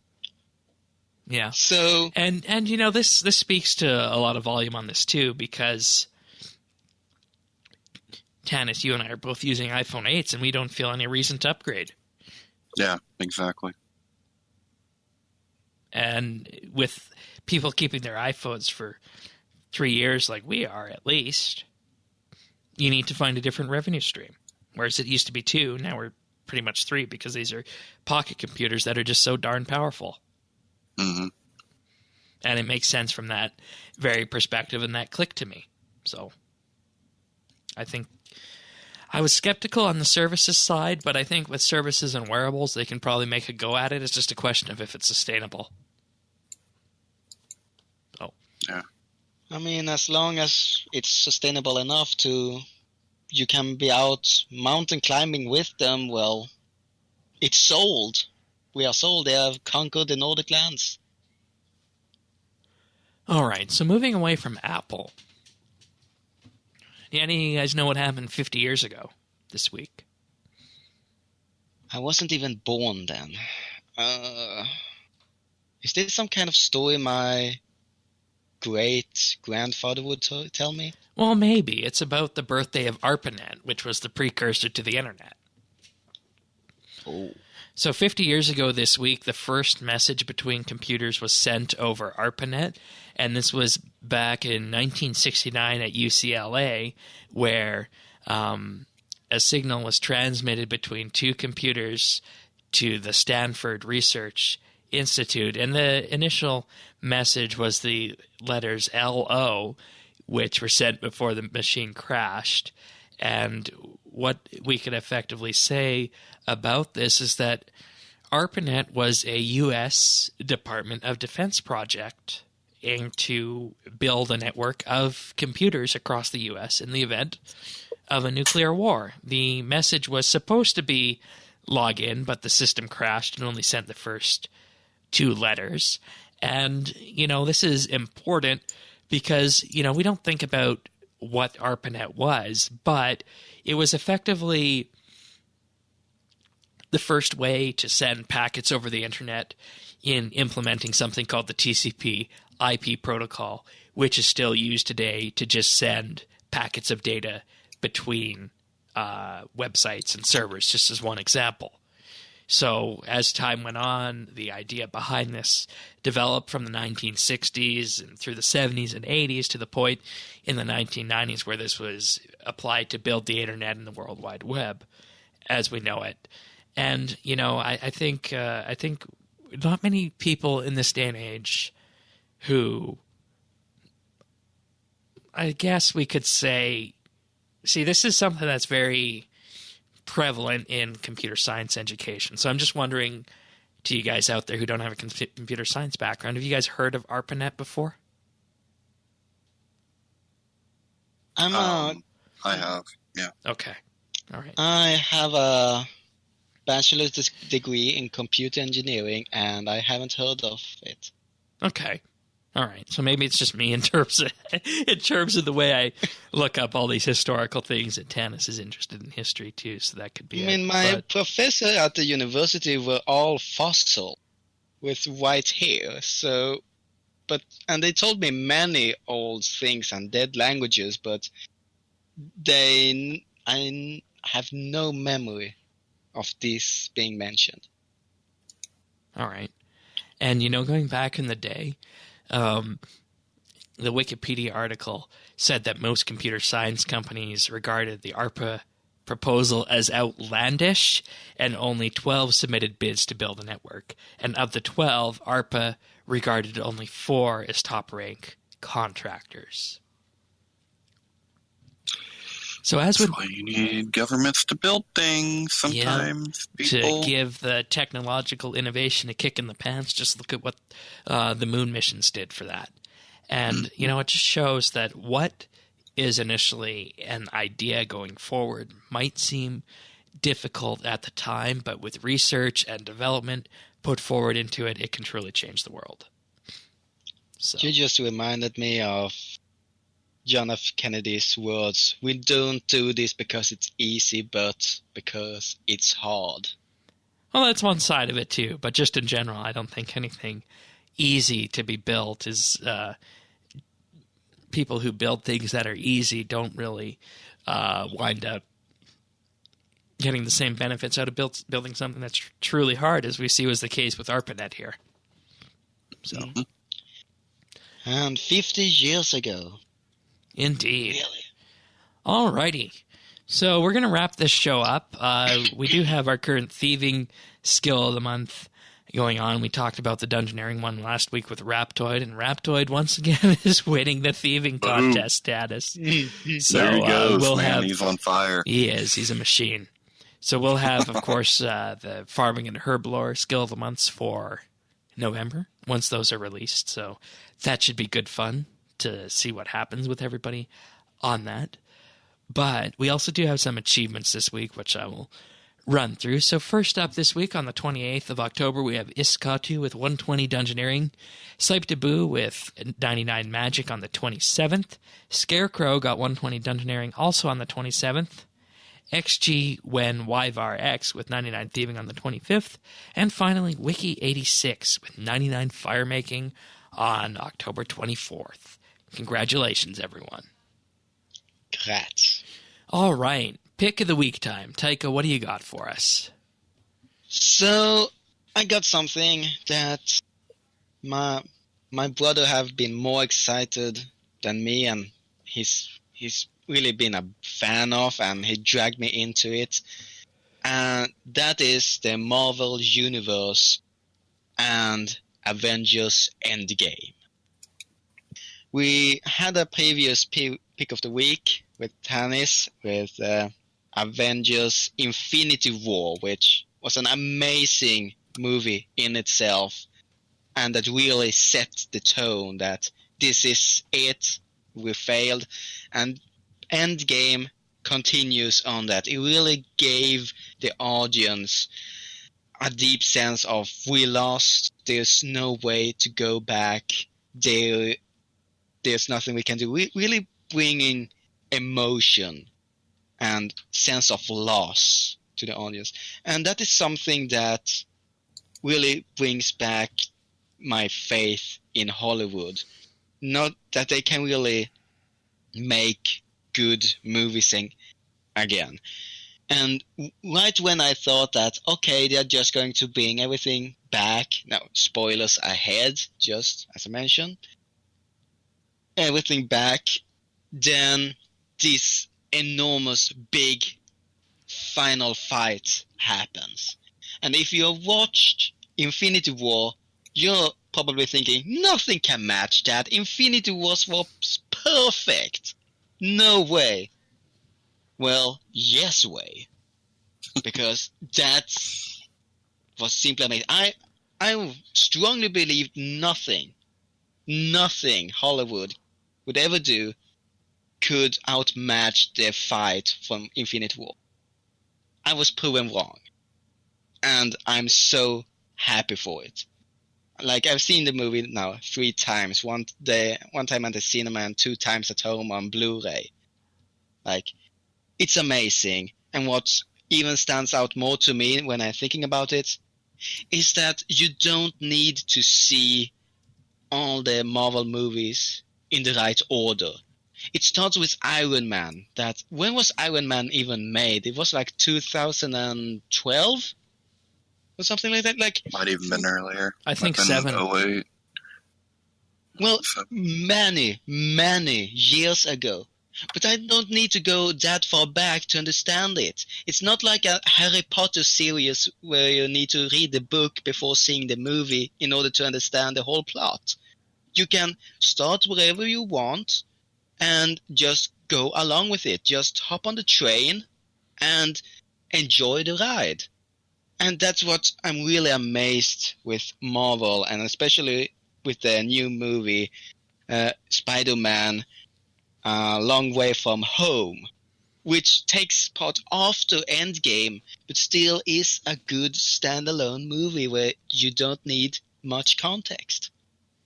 So, if you haven't watched Endgame, I strongly recommend that you watch Infinity War and then Endgame, just to really set the mood, and it's a must. It's a must. All right. It's a must in your DVD box. Good pick of the week.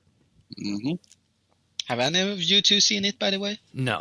I haven't seen Endgame. I wanted to go to the theaters to see it, and we just never got around to it. Because, believe it or not, Infinity War was our first Marvel movie that my wife and I saw. Mm-hmm. So, and we loved it. So, yeah, we wanted to see Endgame, but I guess I'll have to wait and see if it's going to be on Disney when they launch their streaming this month. On Disney. Next thing you know, there's a Mickey Mouse running around with all 5 Infinity Stones with Goofy. Oh, it's on my list. I got to watch Endgame now, along with the Obi-Wan and the Mandalorian. So, Okay. All right. I'm going to fire things up now. Ooh. Get it, Shane. So, as you guys know, I've been getting ready for 120 farming and 120 herb lore. I have gone back to Big Game Hunter. I'm currently trying to get some of the big top-end dinosaur eggs in time for launch on that. We'll see if that arrives. For all we know, 120 farming and herb lore could be next week, but I imagine they'll want to talk about it in a live stream first, so I don't think it'll be next week, since next week is the first week of November. But nonetheless, I'm ready if it comes next week. If not, that's fine.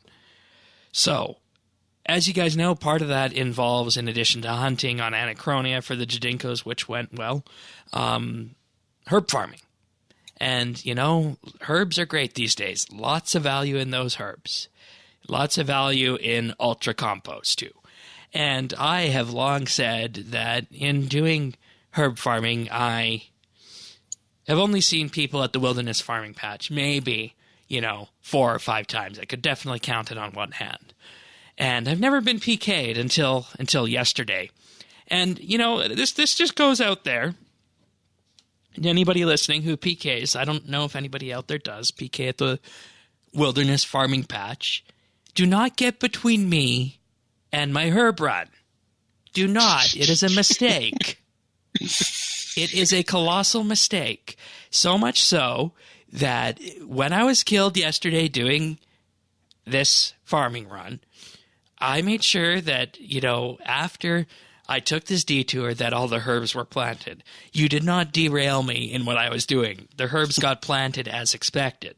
But before I moved out and went to finish the herb run, I took a bit of a detour. And the poor sap who killed me was incredibly dumb, I must say that. If anybody wants a name to go and hunt him down and kill him again, go for it. He's probably still got his private chat on, and that's why I say he's dumb. Because you were taught at the very beginning of RuneScape PK school back in 2004 that if you're in the wilderness PKing people, you do not PK with your private chat on. You do not. That's the dumbest thing you do. So I trailed this guy for a little while, and I found him in the wilderness killing someone else, and I killed him again on my own. And that was the best feeling ever because, I don't get mad about things. When something goes wrong my way, it just fires me up even more so to solve the problem. And I did. He died. I died. There was a bit of a cost associated with it. So what? Justice was dealt at the end of the day. So my message out there to everybody who does wilderness farm runs and wants to do something about this, if you've ever gotten PK'd before, my question to you out there is, would you be interested in a bounty service? The bounty service would work like this. We would have a form on our website.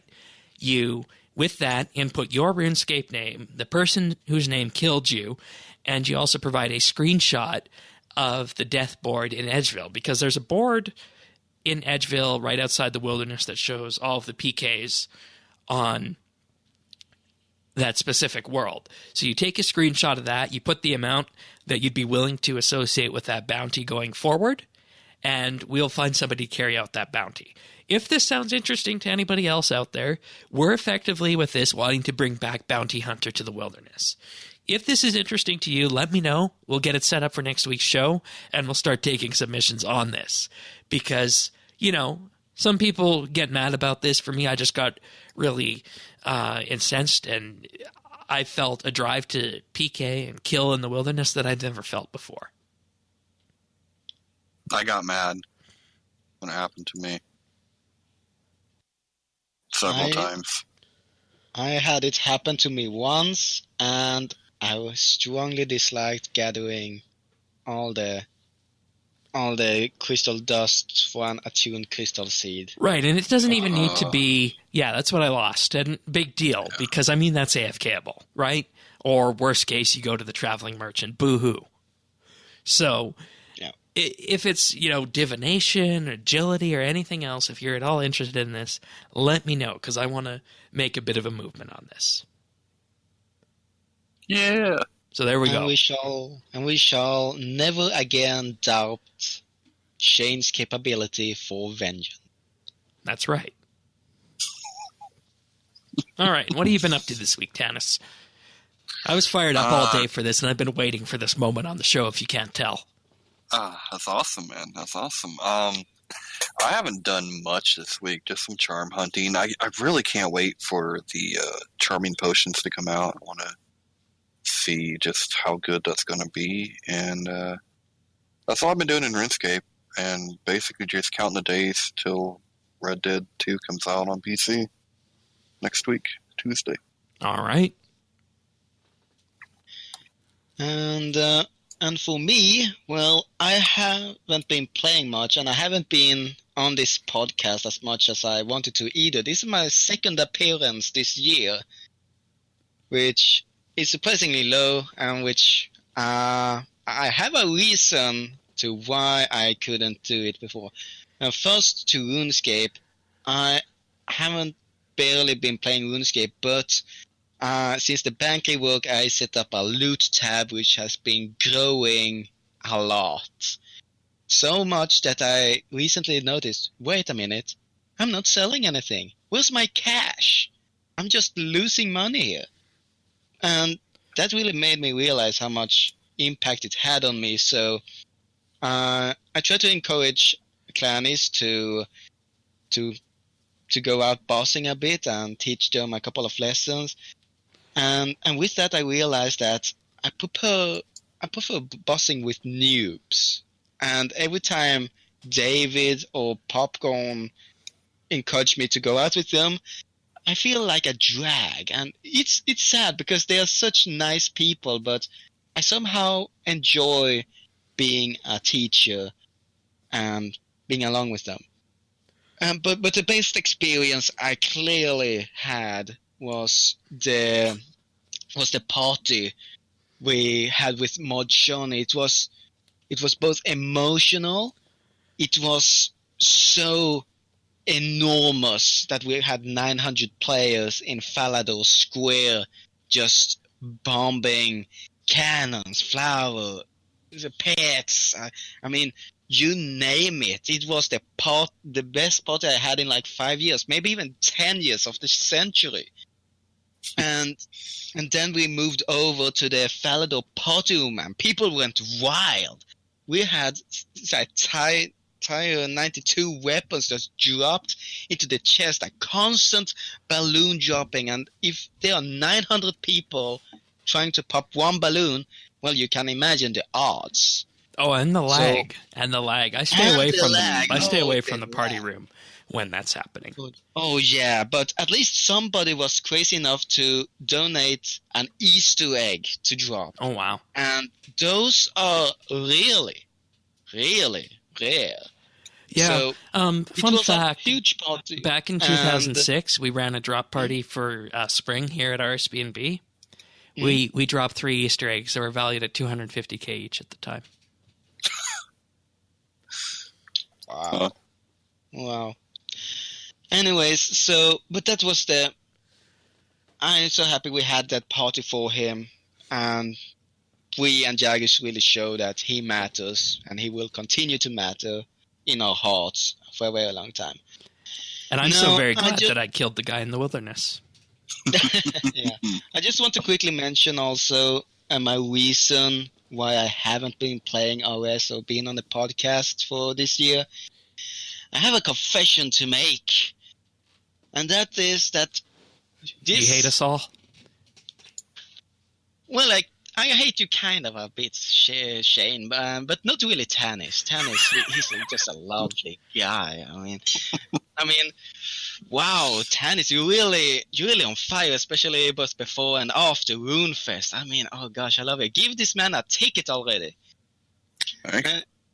Anyways, so the reason why I haven't been on as much is because this caveman you're listening to, this nomad, this Viking in the Nordic lands, have decided to become civilized. And what does it mean to become civilized? That means getting a job. So I have finished university.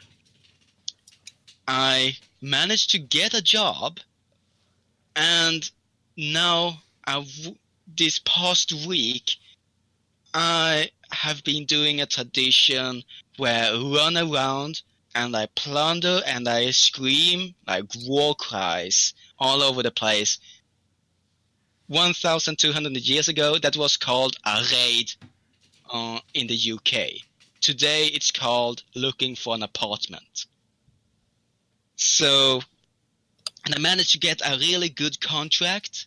So, I'm actually moving. I have a well-paid job, and I'm moving on with a new chapter in my life. And that's why I've basically RuneScape has so little time in my life, and why I haven't really been pushing so much in being on the RSBANDB update, even though I wanted many times, because I was just simply too busy. But Shane and Tannis, really Tannis, really, gold star to you, is really doing well here, and I will continue to support them from the background. I got a really nice surprise for both of you when winter comes that I hope you will like. And if you have any coming. Yeah, winter is on the way. Winter is coming. Thank you, Tycho, for that, and all the best to you in continuing on and moving forward in life. Yeah, thank you.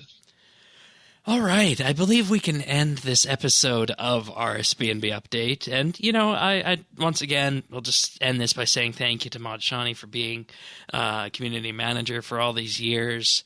of RuneScape. And if you guys want to join our friends chat, visit us in-game at Bits Bytes.